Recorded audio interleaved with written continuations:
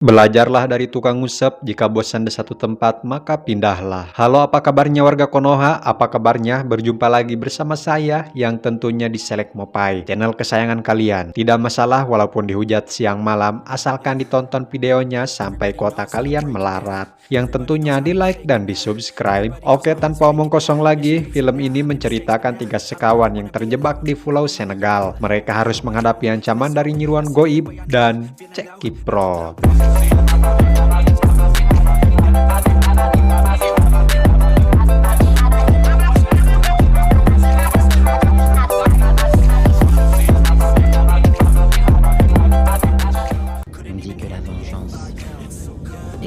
Di awal film diperlihatkan bocah anak kecil dengan membawa pistol di tangan kanan dan rantai di tangan kiri, di mana dia berjalan menyusuri sungai.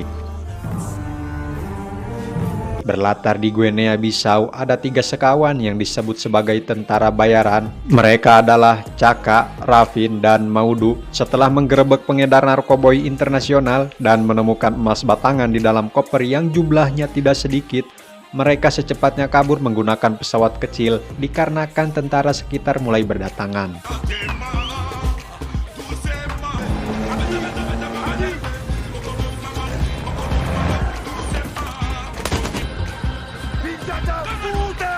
Rafin memberitahu pesawat yang mereka tumpangi saat ini mengalami kehabisan bahan bakar dan kemungkinan tidak akan bertahan dalam 1 jam. Mereka terpaksa memutuskan untuk melakukan pendaratan darurat di Senegal, yang tepatnya di Pulau Salau.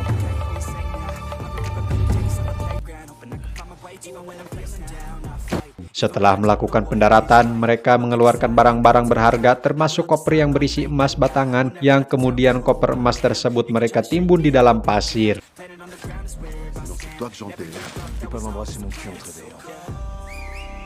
Tak lama Maudu menunjukkan kepada mereka soal tangki pesawat mereka yang berlubang. Ada yang sengaja melakukannya dan mungkin itu alasannya sampai bahan bakar mereka habis. Ada suatu tempat yang akan mereka jumpai 8 jam berjalan kaki untuk mencari bahan bakar.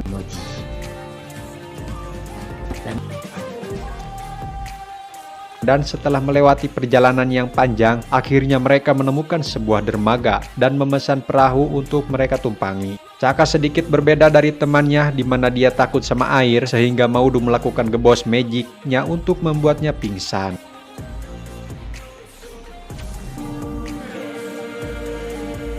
Akhirnya mereka tiba di sebuah camp terpencil bernama Camp Baobab. Sementara mereka akan menetap di sini dalam waktu 3 hari, di mana mereka disambut oleh Junaid. Sepertinya Caka mengenal siapa Junaid ini dan mengatakan bahwa kalau dia memiliki kenangan indah dari tempat ini, jadi dia memutuskan untuk membawa rekan-rekannya di sini. Junaid langsung membawa mereka ke bar miliknya dan menuangkan minuman-minuman segar. Junaid mengatakan bahwa ada 2 kabin yang tersedia untuk mereka dan mereka juga diajak untuk bergabung makan malam. Diam-diam ada seorang perempuan yang sedang melihat mereka dari kejauhan. Tak lama Rafin menanyakan kepada Caka perihal mereka yang tidak membayar apapun sehingga menjadi pesuruh bagi mereka, di mana Caka menjawab bahwa kita di sini untuk mencari bahan bakar dan lain-lain. Di dalam kabin, Maudu beranggapan kalau ada sesuatu yang Caka sembunyikan dan mempersiapkan apa yang mereka tidak ketahui. Setibanya di acara makan bersama, mereka saling memperkenalkan satu sama lain, di mana Caka ditanya oleh Junaid yang menggunakan sarung tangan. Menurutnya, dia lebih suka menjaga tangannya tetap bersih dan higienis dari bakteri, kuman, korong, dan sajabana. Perempuan bernama Awa yang sempat melihat mereka tadi, mohon maaf, dia tuli dan bisu, jadi hanya menggunakan bahasa isyarat yang rupanya Caka memahami bahasa isyarat yang dilontarkan oleh Awa. Di tengah perbincangan hadir seorang kapten yang membawanya dia ke sini untuk healing beberapa hari di luar Dakar. Awa memutuskan cabut dari acara makan-makan disusul Caka yang mengikutinya, di mana mereka bersitegang di sana.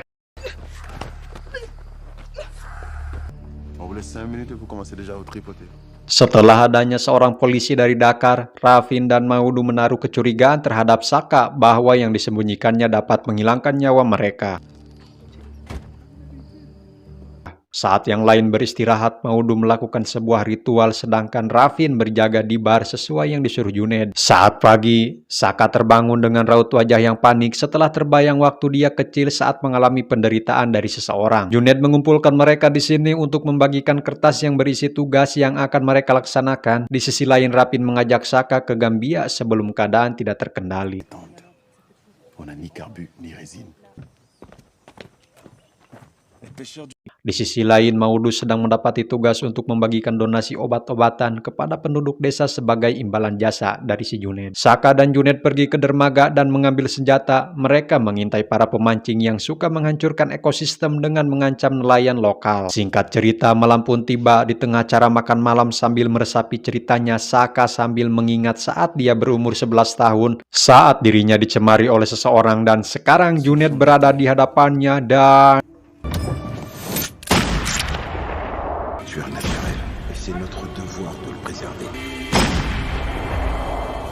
Tiba-tiba hari menjadi terang di mana sekumpulan serangga yang begitu banyak. Anehnya, Felipe menggigil kesakitan yang tidak tahu kenapa penyebabnya. Kemudian mereka masuk ke dalam kabin, di mana Maudu dengan ilmunya menganggap kalau Felipe tidak mendapatkan luka ataupun tanda-tanda racun. Tiba-tiba ruangan mendadak jadi gelap sehingga mereka menyalakan lampu LED. Seorang pria menceritakan kepada mereka kalau Saka sudah membunuh Junaid yang dianggap sebagai pelindung mereka. Dan sekarang kawanan itu menjemput mereka satu persatu. Saat mereka mendengar kawanan suara dari kawanan tersebut, maka mereka akan mati. Mereka melahap indera satu persatu seperti telinga, hidung, mata, dan lain-lain. Mungkin itu seperti yang dialami Felipe. Untuk melindungi telinga mereka, memutuskan untuk mengambil headset yang ketika setelah keluar dari kabin, segumpalan serangga menyerang Saka. Untungnya Awa melepaskan sebuah tembakan. Setelah menggunakan headsetnya dengan mengamati sekitar, mereka pergi ke suatu tempat menggunakan roda 4, sementara Maudu pergi bersama Awa menggunakan perahu. Seolah-olah ada yang memanggil Saka. Dia berjalan menghadap pohon besar yang digemrong serangga-serangga hitam hingga akhirnya menemukan salah satu kabin yang di dalamnya terdapat anak-anak yang dikorbankan untuk roh jahat. Terlihat Saka berada di suatu tempat. Di sana ada Maudu yang berada di bawah pohon besar. Dia menahan para serangga-serangga tersebut. Sebelum menembak, mereka melakukan perpisahan terakhir. Sebelum serangga-serangga itu menangkap mereka, lari dengan secepatnya kemudian naik ke perahu yang pada saat di tengah-tengah ada sesosok jelmaan iblis yang membawa Saka.